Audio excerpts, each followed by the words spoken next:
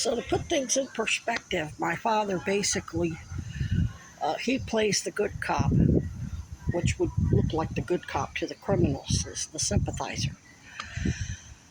And basically, if you look at his posts on my WordPress, he's got encrypted messages. One says, "You have no idea how many people with money and power are trying to call you, declare you mentally ill." And I don't remember what else he said. He says, "There is no Virginia. You're crazy." He knew that was his way of getting me to. So he knew if he just left it alone, I wouldn't say anything. So by calling me a liar, he knows I'm going to go out of my way to tell him, give him every detail about who she is, who she's connected to. And basically what he does is he can pick up the phone and call the police and tell the police to kill me, or a prosecutor or whatever. Okay, they're cops. He's not a licensed peace officer. He's a spook. He's intelligence.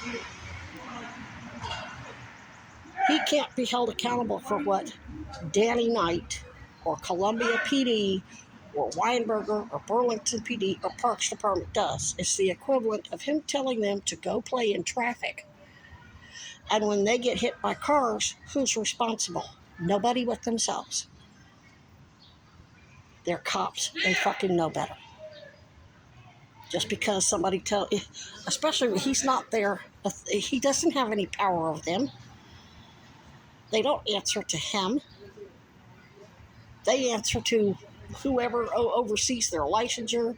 Weinberger answers to the people of Vermont. He's an elected official. How's he going to let some elderly guy in Georgia who's basically, he's not really a civilian because he's a veteran and he's got military intel, which Weinberger knew that. I made sure everybody knew that.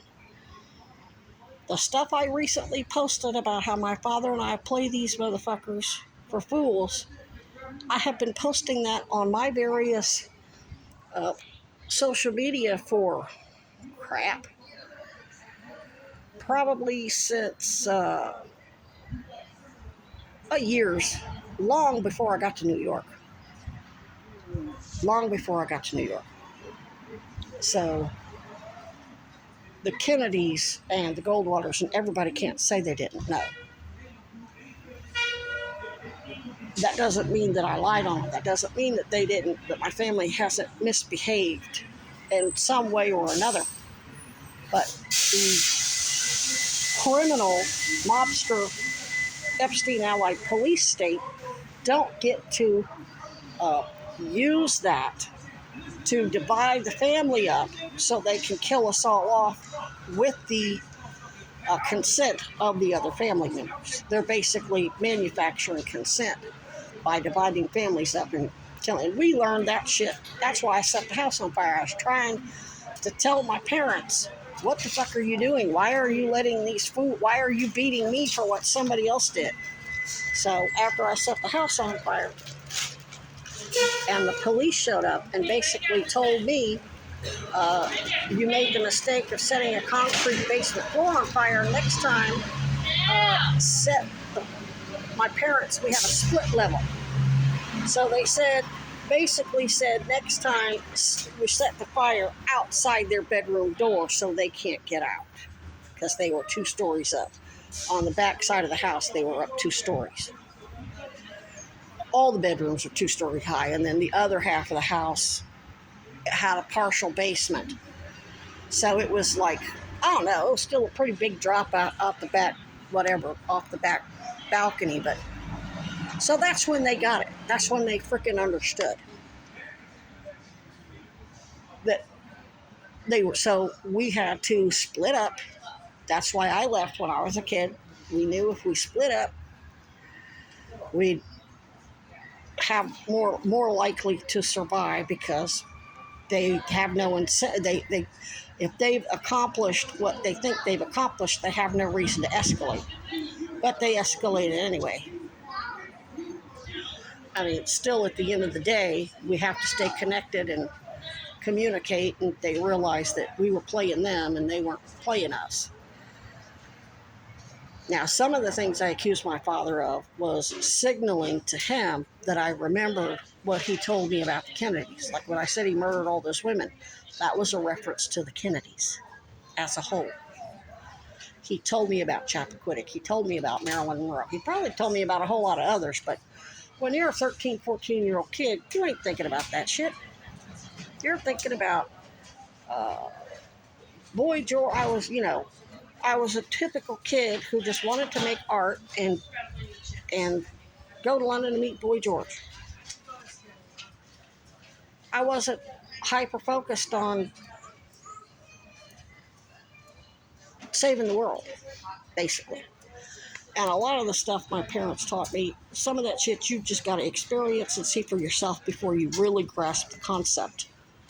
And luckily, Mom taught me as a teacher, and, and, and then she eventually got a degree in journalism. She knew it was easier for me to communicate on paper, either writing it out or typing it out. And I didn't really like writing. It was tactile functioning and it was difficult, but sitting at a keyboard at a computer, there was some sort of entertainment. There was more incentive to sit down and type it out because it's kind of fun. You play with the computer and, you know what I'm saying? So when we were in Arizona, I remember my mother met up with me every day. I slept on the streets.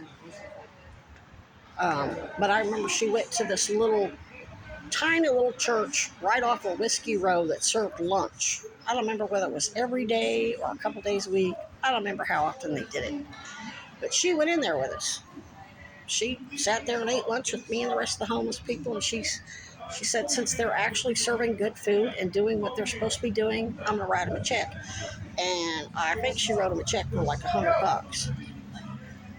And the whole point of me bringing that up is, if you help me, my parents will help you. If you're not helping me, then my parents are going to be sus as fuck. We're going to keep playing. They're going to keep their cover until we have secure comms. They know if you're not helping me, then I know there's not secure communication where they can come up here and tell what they know. Mom watched all the shit go down in Arizona. They were fucking with her, Darla Munoz, Goldwater, all her little cronies that she hired at DHS. They tried to kill Dad at Fannin County Hospital in Georgia, but I don't think he realized that at the time. I mean, some of this shit is so bad, it's something we couldn't conceive of. I mean, we're badass in your face. If you want to pick a fight with somebody, we get up in your face and we confront you. We can't imagine doctors committing fraud and turning hospitals into the new ovens for profit. On both sides, Republican and Democrat. And I remember saying, well, both sides are corrupt, so what do we do? And I'm like, good question. Now we bring them all down. Because the two political parties, they're not divided like the people and the families. They're united in screwing all of us and killing us all for profit. So those of you here in Vermont, until you help me with some basic, simple shit, like a hotel and secure comms and an advocate that I can have secure communication with in private, not on the phone, not out in public, not on email, and have a conversation, this is what we got to go with. And you got nobody to blame with yourself, because I told you all this over and over and over again. So I got no regrets. I got no egg on my face. And I kept telling you, y'all gonna have this is gonna fuck you up. This is gonna fuck you up.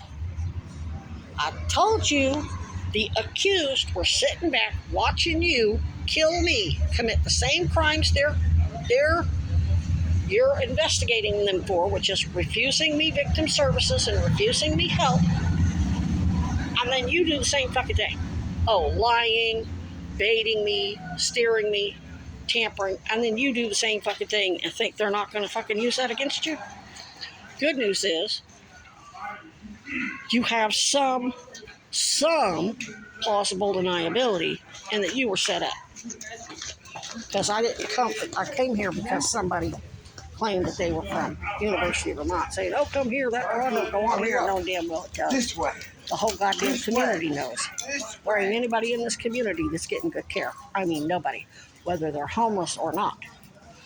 There are people who aren't homeless who are bitching and pissing and moaning about the care. And that's for not only themselves as adults, but for their fucking kids.